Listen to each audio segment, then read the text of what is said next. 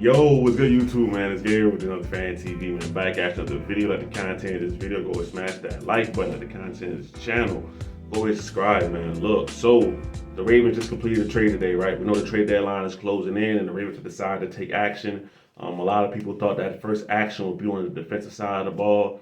The Ravens go the opposite way, right? They strike and land wide receiver Diontae Johnson from the Carolina Panthers, okay? It ends up costing the Ravens pretty much a pick swap, right? So Ravens will give the Carolina Panthers their fifth round pick. They'll get the Carolina Panthers sixth round pick in return and Diontae Johnson. All right, so that's what the trade ends up being. Okay, so talk about Diontae Johnson real quick, then we'll talk about how it fits and everything like that. All right, 28 years old, former Pittsburgh Steeler, Carolina Panther for this year. He was a second team All Pro 2019. He made the Pro Bowl in 2021. Let's see, let's go to his career stats. All right, 2021, excuse me, was his best year, 1,100 yards, 8 touchdowns, 107 catches that season. He's had multiple 800 plus yard years, right? So kind of really a solid to really good NFL receiver, right? One of the big things about Diontae Johnson, right, is the fact that he's an elite route runner, right? So let's talk about the pros of it, right? Let's talk about the pros of the Ravens making this move. And to me, it makes perfect sense why the Ravens did this, okay? If we look at that Tampa Bay game, all right, we saw Zay Flowers go down with the high ankle, well, I'm going to say high ankle sprain. He went down with the ankle injury, right? And which could look like it could have been a hip drive tackle, and if I determined it wasn't, whatever. I don't know about you, but I held my breath when that happened, right? Because the Ravens wide receivers are playing so well. Zay and Bate, I love what they're doing. Yeah, Bateman had an off day versus the Browns. You know, it happens, whatever, right? Zay Flowers has had multiple 100-yard games. I think Zay Flowers has like 300-yard games this season, right? Okay, but when he went down, it's like, dang. Now Nelson Agholor is wide receiver too, right?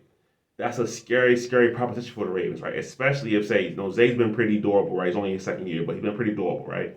Rashad Bateman has had a long, extensive injury history. Rashad Bateman goes down.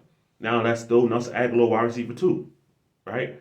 So the Ravens making this move to me makes perfect sense, right? Because you want to give yourself insurance in case one of those two top guys go down. Also, you're adding another receiving threat to the mix, right? You can never have enough weapons, right? I mean, we saw the Chiefs trade for a wide receiver. We saw the Bills trade for a wide receiver, right? The Ravens are joining that mix, right? Okay. Let's talk about Diontae Johnson as a player. Elite route runner, separator. He's going to be a guy that gets open for his quarterback no matter what, right? That's what Zay and Bate already do. So now you add another guy to that mix that gets open at any means necessary, right? He's really one of the best route runners in the NFL. All right. If you watched enough, and this is not even just because he did this to the Ravens, this is really watching Diontae Johnson as a whole. But if we're Ravens fans, we got to be honest. He used to torch the Ravens, okay? We've seen him line up against whether it was Jimmy Smith, whether it's been Marlon Humphrey, whatever kind of cornerback on the Ravens he lined up against, he was getting open. Like, that's what he does, right? Now, he's had other issues, right? We'll talk about that as well. But in terms of the pros of it, you get another guy that's going to get wide open for Lamar Jackson, another guy that's going to be able to beat man and zone coverage when they don't at it, right? When we look at the Browns, right, the Browns like to play a lot of man coverage and say, hey, can your guys beat us, right?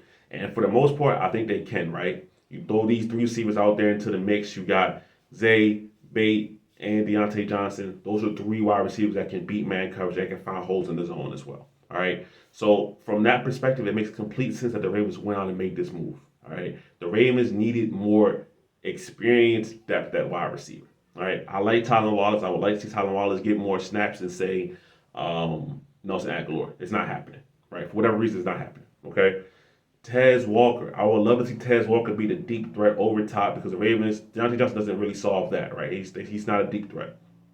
I would love to see Tez Walker get in the game, go down the field, make some catches deep down the field.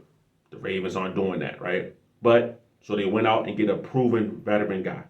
So he fits in with the offense, right? So I like that part, okay? So now let's talk about the cons of the move, right? We got to be honest about it, all right? Diontae Johnson has been known in the past to have an attitude issue, right? If he doesn't feel like he's getting the ball, he can check out of games. There are clips you can find him when he's playing for the Steelers where there's one where it's literally a fumble on the ground, right? And he's just walking around, okay? He can check out of games. If he feel like he's not getting the ball, if he feels like The offense isn't suited for him, whatever the case may be, he can check out of games, right? That's part of the reason why the Steelers got rid of him this offseason, right? I believe they traded him for like a seventh round pick in Diontae Jackson, okay? So he can't check out of games. So that's a real concern. The Ravens, if he comes here, he's wide receiver 2-3. He's going to be in a team that wants to run the football, right? Is he going to be okay with some games not getting the ball? That's a serious concern. It's a real question about it, all right? And then also the other concern is the fact that he doesn't really change anything as far as what the Ravens already have. The Ravens already have guys 6 foot and below who are elite separators and great route runners. That's Zay and Bait all day. That's what they do. So now you have 3 guys with very, very similar skill sets. Now, that could be a good thing as well because now they can line up anywhere and do anything out there on the field. But, a lot of Ravens fans are still clamoring for that, 6'2", 6'3", 6'4" wide receiver that can go on the outside and make jump ball plays, right?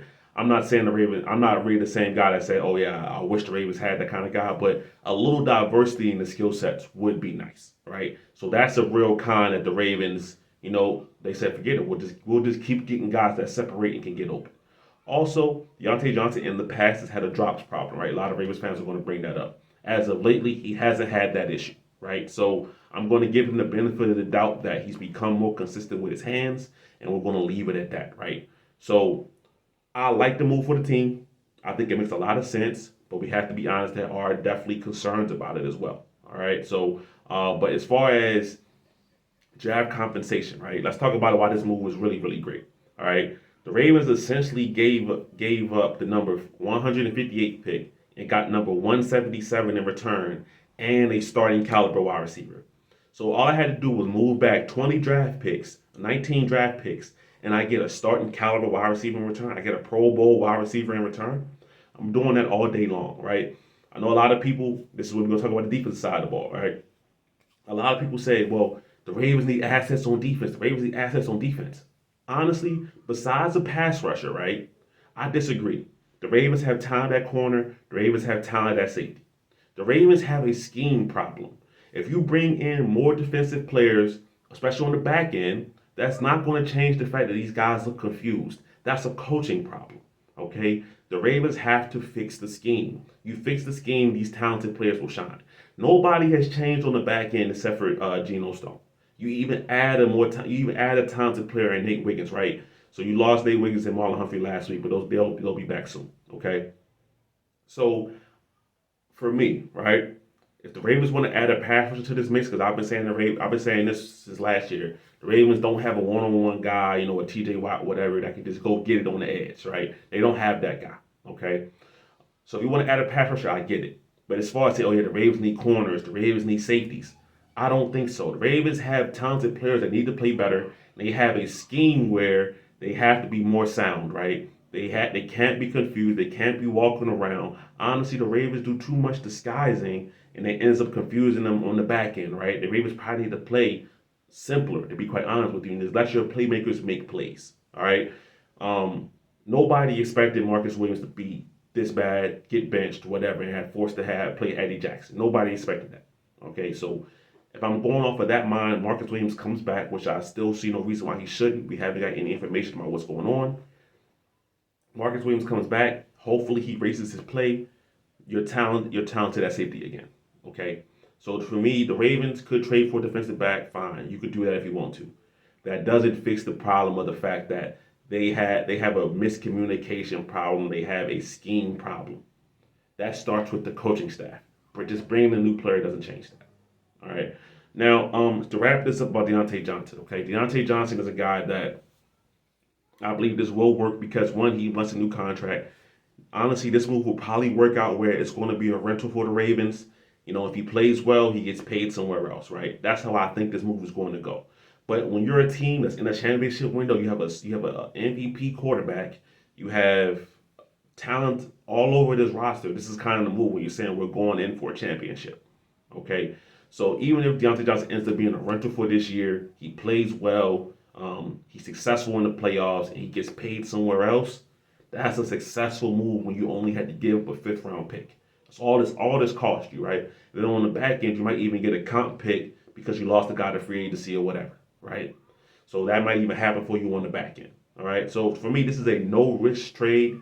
This is a trade that I'm not going to tell you how you should feel, but I feel happy about it. All right. The Ravens needed some more insurance, some more real depth at wide receiver, especially if they're not going to play, their young rookie Tez Walk, especially if they're not going to play Tylan Wallace, right? I like Nelson Aguilar. I said this last year, and the same thing remains. You have a really good wide receiver core if Nelson Aguilar is your wide receiver 4. Once Nelson Aguilar becomes 3, and if Zaire Bateman down becomes 2, you have a serious problem. All right. And the Ravens, by getting Diontae Johnson, obviously, hopefully he stays healthy. The other guys stay healthy. The Ravens have eliminated that problem, right? They have slotted Nelson Aguilar back into his rightful position, wide receiver 4, while getting more talented and going all in on offense, right? The Ravens have a really good offense, right? And Diontae Johnson is only going to help that. So I get the concerns about the defense, but for me, the defense is not a talent issue. It's a scheme issue. They get that fixed, you will see some of the same results you saw last year. If Ravens want to add a pass rusher, I'm all for that. But I don't think they need to add a bunch of pieces on defense. I don't, right? This acquisition of offense makes a lot of sense to me, and that's my opinion on it. Obviously, give me your opinion in the comments, and I reply to my comments. But it's Gabriel, Fantasy TV. I'm out.